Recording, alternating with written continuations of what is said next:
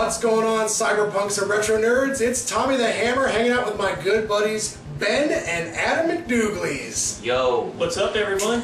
Friday night, per the usual, typical, hanging out with my boys, about to do another movie review. You know how we roll on Neon Trash, and it's getting pretty late, but Adam brought over another flick. What'd you bring tonight, Adam? Well, I decided to kind of go back to our old anime days, and because Ben's never seen this and I've been wanting to show it to him, I decided to bring over Wicked City. Ah, yes, the classic, old school, grimy horror anime. This movie is fucking awesome, notorious in anime circles. Very much so. It's funny that you brought this over because me and Ben were just talking about anime. You know what I'm saying? He just picked up a copy of, what was it? It was Perfect Blue? Yeah, Perfect Blue. Perfect Blue, which, oh, yeah, another prolific, awesome anime from the heydays of that genre. Oh, yeah. And I think this is awesome that he's going to be checking out one of the ones that me and Adam grew up with. So, what do you think about anime overall, man? Like, I mean, are you a fan? Or? Yeah, overall, I like anime. I enjoy it almost every time I watch it. But the main thing is I've just been watching so many, like, either live action things that are adapted from manga or anime, or I've been watching like these deep cerebral, just Eastern films in general. So I've kind of been, I guess you could say, I've kind of been neglecting anime to some degree. So it's a sin, my friend. but I'm looking forward to watching more of it. So. Yeah, I love Wicked City. I know Adam does. This is a prolific film. Oh, yeah. You guys know that. One of our faves. Exactly. We're going to kick off the trailer. We're going to say no more. So peep that. We'll be right back. You know our opinion on the prolific anime, Wicked City.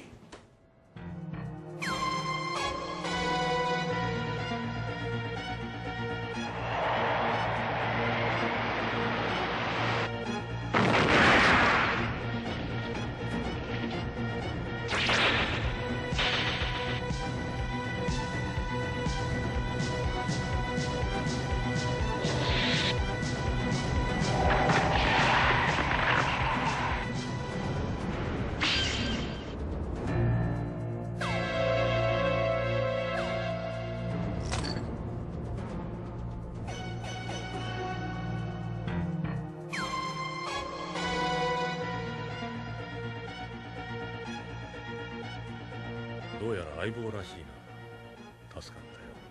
こちら側の腕利きガードの割にはだらしないわね。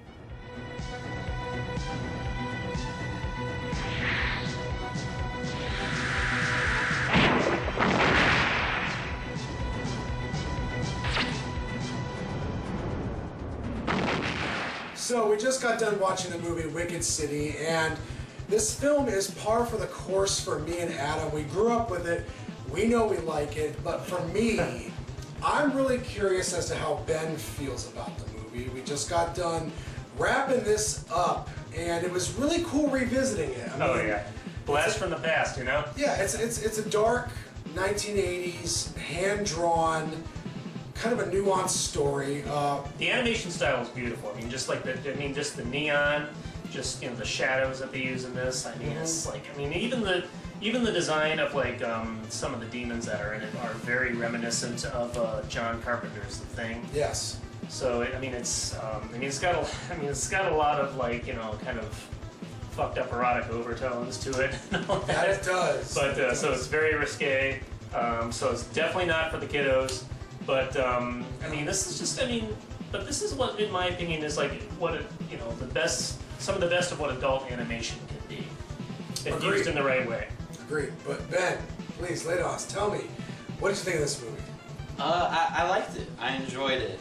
I haven't watched a lot of anime, but of the anime I've watched, I could see, that it draws influences from this, and I'm sure other films from this era. The lighting was probably what stole the show, at least for me, because you have like these lots of blues and purples and like dark overtones, but then like just these bright spots of light that really stick out, which I enjoyed a lot. And then I mean the demons from the demon world were very creative, and I feel like that's part of what helps keep you engaged because at the core, this is almost like a romance or a love movie. So yeah, even though it's not a long movie, if it was only the romance, it'd probably be like, eh. But when you have all these crazy-ass, erotic demon monsters, I mean, it's badass. It makes it a fun time, makes it enjoyable, and adds a lot to the whole love dimension. Well, like, and as we were saying during the movie, this is back in the day, this type of anime, it was meant to be very short-lived. Like, animes such as this, you know, they weren't meant to extend past this single release. And, you know, I feel like, you know, that's something that's kind of lost today. I mean, in the world of anime, you know, with like, you know, a lot of the more popular, you know, animes that are out there, it's all serial. You know, there's like a ton of different seasons, and you got to follow it, and then there's offshoots, and there's nothing wrong with that. There's plenty of good ones out there, you know, like Tokyo Ghoul. Really steals the show, Death Note. But there's something to be said about these one-note, one-shot, underground, gritty, hand-drawn, old-school animes. That's what I love about this movie. I mean, like, I mean, the style is amazing, the designs are amazing, and the plot is amazing. I mean, it's you know, it's action-packed, but at the same time, like, it just, you know, it has like a nice little, I mean, the plot is great, and it has a nice little twist there near the end that you didn't see coming, but which, and kind of looking back on the rest of the film, makes total sense. So, I mean, this is the total package. I mean, in terms of just like single entity releases, this is about as good as you can get. This is a perfect example of that.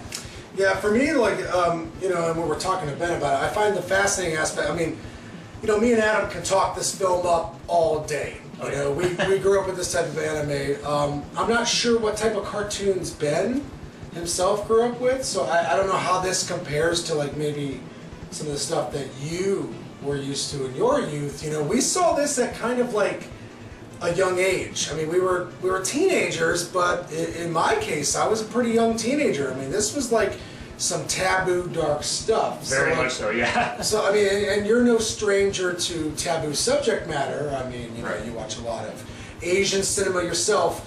How would you compare this to, you know, cartoons you grew up with?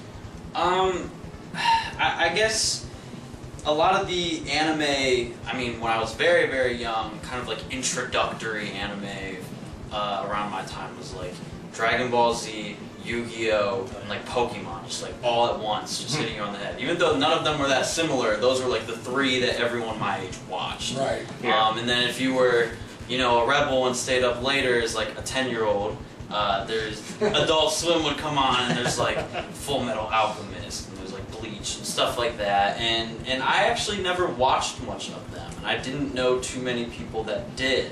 But yeah, to compare it to other anime, I mean, I didn't grow up watching anything like this, so this wasn't. I could only compare this more to like the cinema I have seen, as opposed to the actual like cartoons I've seen. Okay. Interesting.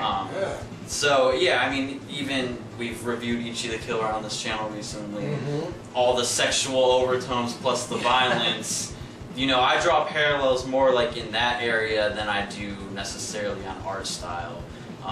As an early adult is when I got more into like Death Note and that type of stuff. Yeah. But yeah, that's my like growing up experience with anime. Well, I gotta say that's a wonderful insight, you know, especially to me, and I'm sure I mean, you know, we're all fans of cinema here. You know, we appreciate all the mediums, be it live action or animation, such as this. So, you know, I find it fascinating to hear someone from a younger generation's take on this. I mean, to me and Adam, this is like the pinnacle. I mean, we grew up with, you know, comic book shops and, you know, Image Comics, and, you know, we saw the trend moving from things like standard Marvel and DC going to a more adult. Yeah.